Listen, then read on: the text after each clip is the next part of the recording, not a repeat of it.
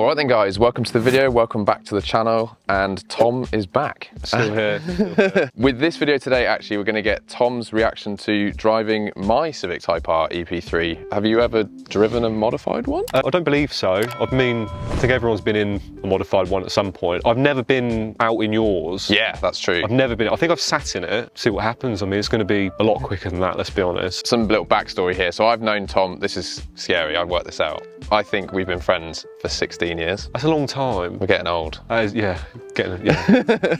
And in that time, you had other Civics as well, didn't you? Yeah, I've had five different Civics. Yeah, yes. 5, yeah. 3 Type Rs and 2 EJ9s, 1.4. Nice. Sweet, yeah. Granny spec. But basically, yeah, so this is Tom's second EP3. This one is completely standard. If you haven't seen the video on me driving this, go check that out. It's going to be interesting because I suppose, one, this is now whether you want to do these things to yours. Yeah. And also, two, because you ended up selling your first one, it'll be interesting to see whether you think you should have kept that and done this to that rather and I've carried on. Yeah. I'm scared to know the answer.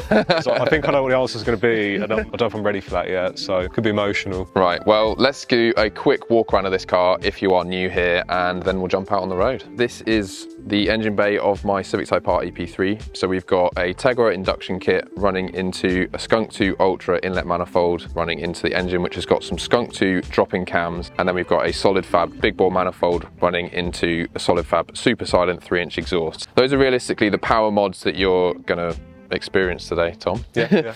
So this car is currently now running 254 horsepower, but also, which I suppose you'll be feeling today, is this has got a Quaife LSD in the gearbox. We've got some Michelin PS5 tyres, some sticky rubber for the roads. Also, this thing has got yellow speed coilovers and a Motion Motorsport fast road setup. So compared to the standard car, quite a lot of differences. Standard car has nothing. The only thing that's got on it's the EBC pads, which are very good, incidentally. Why don't we just jump out on this thing and see what Tom's reaction is going to be to driving my modified Civic Type R EP3. Okay. Here we are. This is very exciting. So close to the steering wheel. Yeah. I like sitting pretty close. Oh my. There you go, there's the keys. Wicked. I'm excited for this because I'm interested to know whether, because if you've been like slightly dailying yours, Yeah. what this is like, because this is in theory the Yeah, polar opposite to yours. Yeah, well, no idea.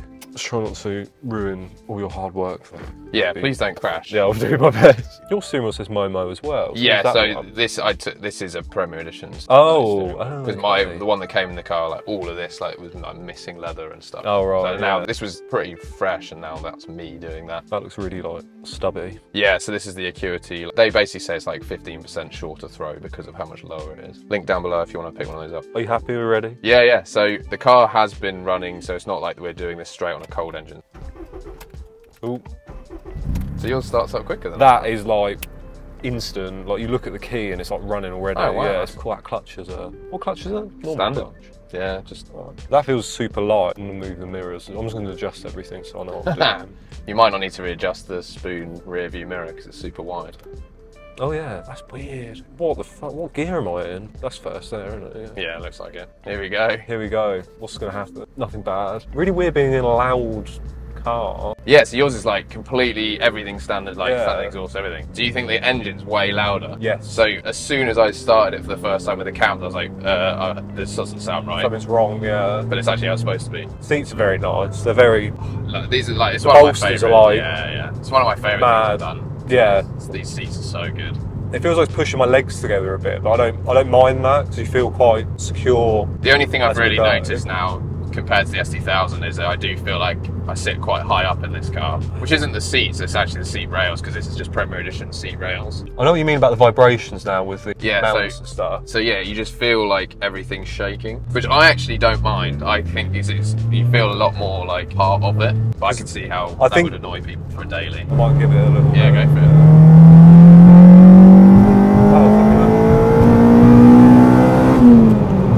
That was really strange how it went into Vtec sort of straight away. I'm used to waiting. I can't remember what it crosses over at, like 6.5 or something. I can't even remember. I don't know, I have no idea. So this is 5.5 with the drop-in cams. Was it lower before with the old Yeah, setup? so on the standard cams it was 4.5, but basically because the bigger cam for the drop-ins is the more aggressive, there's no point in having it 4.5 because you basically drop out of the power and then come into it. So it's set higher to, this is sort of where it starts going basically. But you'll feel like it's so super smooth that you don't get that hit of it wasn't. I could hear it, but I couldn't really. I mean, you could feel it, but not like stupid amount. So, first impressions of just normal driving. Does it feel any different? Well, yeah, obviously it feels different, but not a ludicrous amount different. I mean, obviously, like I said, the seats super supportive, really comfortable. It rides well. It drives like normally. It's just the shifter's really like super short. It's really, really strange. It's hard to feel if it's in gear, like it is, but you don't get that initial. You know, when you like normally change gear, you sort of like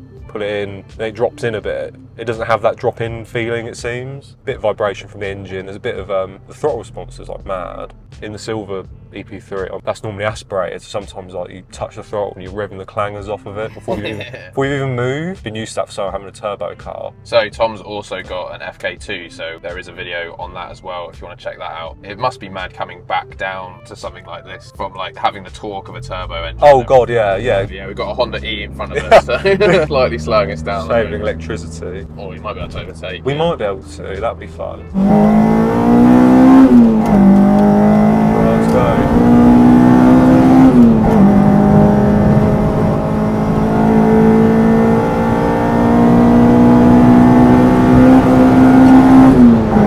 Sounds good. Yeah. It's quite flat, like cornering.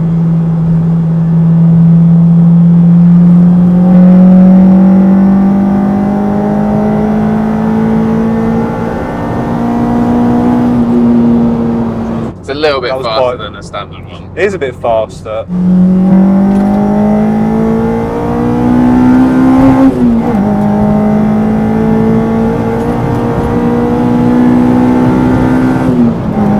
So you can actually rev it more than that. The rev limit's raised a bit in this. Oh really? Okay. What can we go to? So it's 8.6, but on the clocks it almost looks like 9. Oh right. The engine sounds a bit tappy, maybe? Yeah. Yeah. So that's what I thought. Cam related. Yeah. So I thought there was something wrong, and that is just how it is now. Oh right. So the valve clearances are all set like to normal. Everything amount. is like perfectly installed. Like so when Romain mapped it, he was like, yeah, everything is perfect. And then you drive it, it sounds almost like a transit. It sounds it sounds tappy. I'll tell you what though, for a super silent exhaust, it is not. Well, it's not loud. Like it's not like deafening. Well, that's it. I think realistically, it's still loud, but to get the performance of a 3-inch exhaust without the noise of a 3-inch exhaust on one of these is the sweet spot.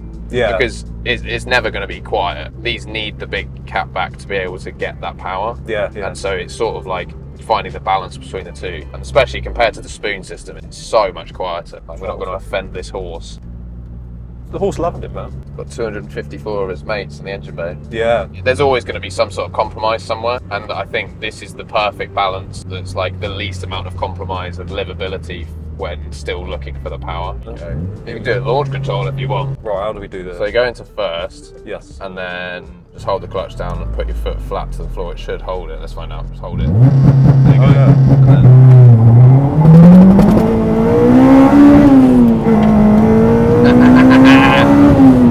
Wait, the engine management light, come on, what's going on? Yeah, that's the shift light. Oh shit, oh right, cool.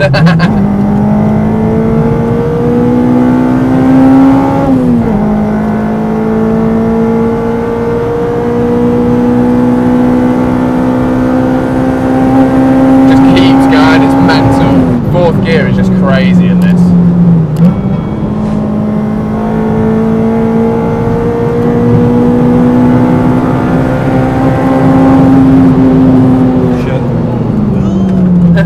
Cyclist. What the f is underneath the accelerator pedal? Oh, it might be the side panel. What the? It's the side piece. I thought it was one of your like No. cameras or We something. go left here. I reckon this would be a good road back. So you can we don't see run what the any- steering's like.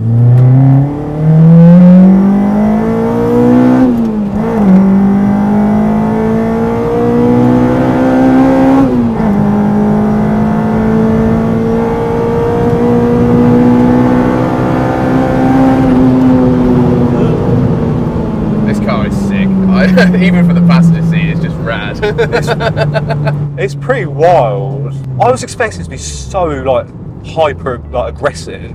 I mean it is, like in comparison to like a normal car, it is. It feels I don't know, like approachable maybe. I'm not worried about driving it fast or anything. It's not scary. It feels very predictable. Yeah, and just smooth. Like there's no. So the smoothness it was such a massive change when I got this map. Like, yeah.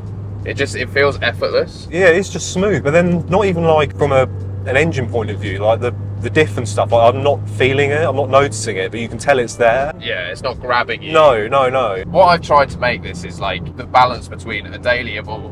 Yeah, it's not a track car. Yeah, it's not exactly. like you wouldn't want to drive it because it's unbearable to be in. Right, what's the diff like around here? Yeah, you can tell. Yeah, Just pulls you in. yeah, Doesn't it? yeah. What diff is it? So quite. What is it? One way or?